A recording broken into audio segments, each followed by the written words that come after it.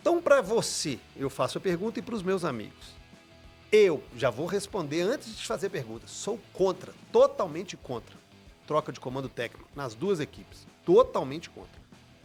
Você é a favor ou contra uma mudança técnica hoje nas duas equipes, Gui? Olha, inicialmente eu estou com você. Eu também sou contra. E vou explicar por quê. No momento não tem ninguém que conheça melhor o time do Cruzeiro, as suas carências, as suas qualidades, do que o Seabra. Ele está lá dentro, convive com o grupo e é a pessoa que mais hoje entende o elenco do Cruzeiro. Aí você pode estar dizendo aí do outro lado, mas ele tem feito escolhas erradas, escalações erradas, estratégias erradas, equivocadas. Ok, em alguns casos, realmente ele não foi feliz nas escolhas que ele fez. Então, quando você vai partir para uma mudança radical, brusca, você tem que colocar alguns elementos na sua frente, né? Pega um papel e vai escrevendo. Eu gosto muito de fazer, CJ. Você faz um traço no meio da folha e à esquerda você põe os pontos positivos e à direita os pontos negativos. E depois você vai ver onde você mais ganha e onde você mais perde. Se o Cruzeiro hoje toma uma decisão dessa radical, ele vai buscar quem no mercado? Ok. Já sei, a maioria vai dizer Cuca e Fernando Diniz, porque é o que tem por aí.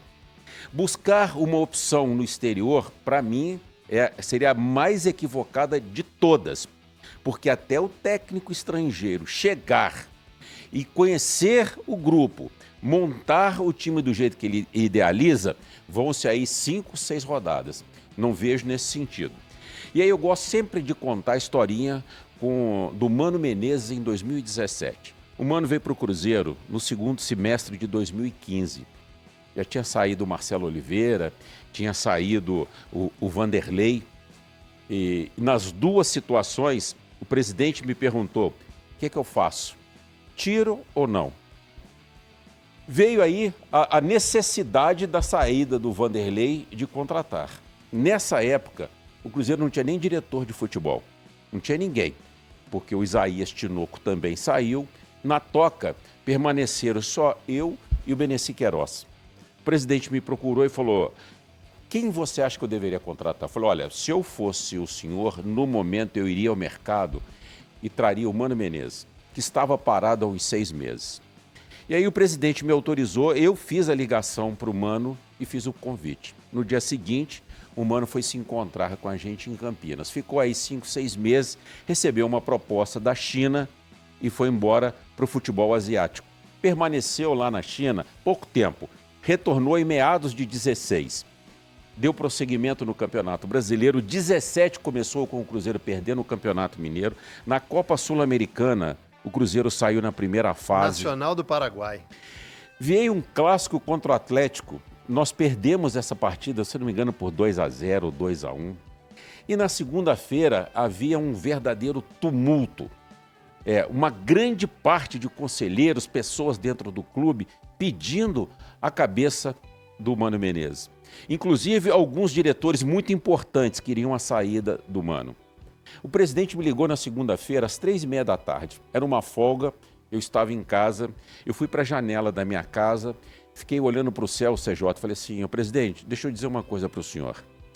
Nós já estamos no segundo semestre, é o último semestre do senhor na presidência do Cruzeiro. Campeonato Brasileiro a gente não tem mais chance. A única competição que o Cruzeiro ainda está jogando é a Copa do Brasil, jogando com condições de ganhar, né? O brasileiro ainda tinha as rodadas a cumprir.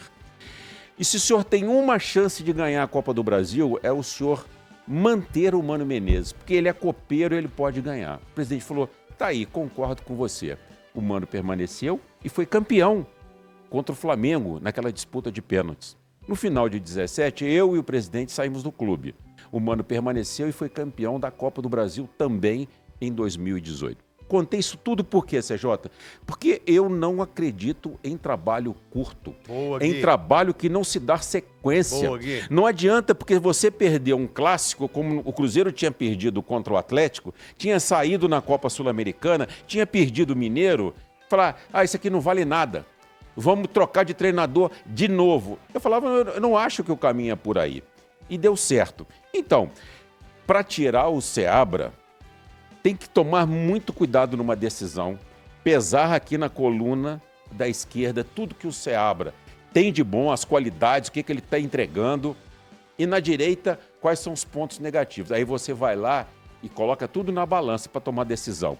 Eu diria que no Atlético, aí eu vou deixar para o Dodô, mas eu, como um gestor, seguiria o mesmo caminho. É claro que não é regra isso que o Guilherme disse.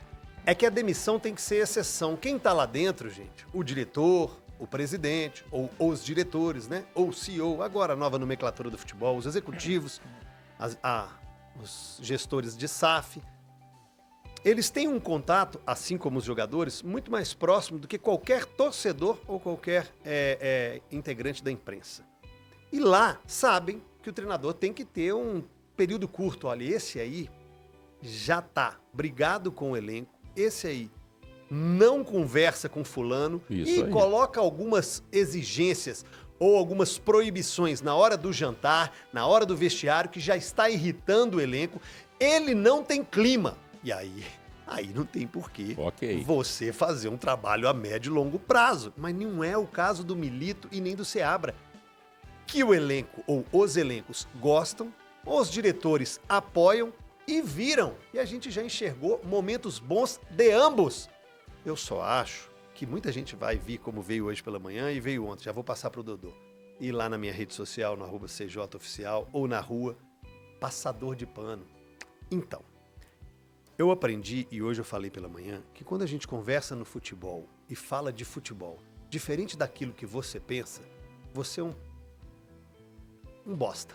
Você não entende nada de futebol. E se você fala aquilo que as pessoas querem ouvir, isso serve pra política também, tá? Esse cara entende muito. Esse cara é um fenômeno. É claro, tá indo ao encontro da minha opinião e não de encontro, que seria o contrário. Mas aí é que é legal ampliar o debate. Se você me convencer com argumentos legais, com argumentos sólidos, não uma efervescência coletiva e rasa de falar, tem que trocar porque tem que trocar. Ah, tem que trocar porque não presta. Ah, tem que trocar porque isso aí é um professor pardal. Não. Vamos ampliar o debate e aprofundar a discussão. Eu mudo a opinião, mas a gente tem que trocar uma figurinha aqui. Vai, Dodô. A favor ou contra e por quê? CJ, eu começo a minha fala, não vou repetir tudo que o Guilherme falou, porque é exatamente o que eu penso. E no final das contas, se você for mandar o Milito embora, quem é que a torcida do Atlético vai indicar? O Cuca, que é o mesmo da torcida do Cruzeiro, e o Fernando Diniz, que é o mesmo da torcida do Cruzeiro. E aí a gente vai ver a história se repetir. Sempre. Quando o Milito chegou, eu escutei muita gente do Atlético dizendo o seguinte: o Siga identificou características no Milito que tem tudo a ver com o que a gente quer. Tem tudo a ver com o nosso elenco. Não teve isso? Sim, que o Siga fez uma pesquisa e aí o Atlético foi atrás do Milito? Então, peraí. Então chama o Milito e chama o Siga. Primeiro chama o Milito e fala assim, ó, não queremos você porque não é nada daquilo que a gente imaginou, tá? Eu acho que é isso que você falou, né? Não tem briga, não tem desentendimento, não tem nada mais grave. Acho sim que tem que cobrar, como você colocou. Sim. Ô Milito, vem cá, não dá pra jogar com batalha de volante, não? Pelo amor de Deus, tenta aí, sei lá, Milito. Você tá aí, cara, sendo pressionado. Depois chama o Siga. Fala, aqui, vocês indicaram o Milito, cara, olha aí, ele não troca, ele inventa, não sei o quê. Porque criou o Siga. O Siga indica jogador. Pra indicar o Bernard e o Scarpa, eu vou pra lá e indico. Eu quero ver o Siga indicar o Zezinho, que joga no CRB, vem aqui e vai valer 25 milhões de euros. Aí é o Siga, é análise de mercado, as valências, não sei o que e tal. Tinha um diretor no Atlético que falava assim, meu Deus do céu, nós vamos identificar pela voz. Quando o menino chegar e der uma entrevista pra gente, a gente vai saber pela voz. Sério? Juro por Deus. Se ele vai ser um jogador, se ele vai ser um craque, se ele vai ser o quê. Então, assim, vamos olhar o que tá acontecendo na prática, né? Eu não sei nem quem que é do Siga do Atlético, na minha época não tinha isso lá, tá? Pode ser o melhor profissional do planeta, gente. Pode ser o melhor profissional que já pisou no Atlético. Mas indicou o Milito. Então, se mandar o Milito embora, o Siga errou. Não era isso? Ele tem as características que o Atlético precisa, o Milito. Agora, Milito já mostrou que pode? Já. Muita gente falava que estava militizado. Agora, não pode ser intransigente. Tem que ser cobrado. Tem que ser cobrado. Tem que ser cobrado. Criticado. Ô, Milito, você não acha que identificaram a forma como o seu time joga? Você não acha que o Mano Menezes veio aqui e segurou os caras que você põe aberto lá em cima da linha? Você não acha que tá faltando uma triangulação? Você não acha? Porque, de repente, assim, não tô dizendo que ele é bom jogador, não tô dizendo que eu quero ele, não tô dizendo nada. O Igor Gomes não era um jogador que deixou o Scarpa durante um tempo no banco? No começo do Scarpa Lá no aqui? Porque o começo. Scarpa... Mas sempre entrava, né? Sempre entrava. Sempre entrava. Aí sumiu. Ô, gente, o Atlético tem Vargas, Kardec, Cadu e Agora Daverson. Daverson. Vargas, Kardec, Cadu e Daverson. Esses 4 jogadores devem custar uns 2,5 milhões de reais por mês pro Atlético.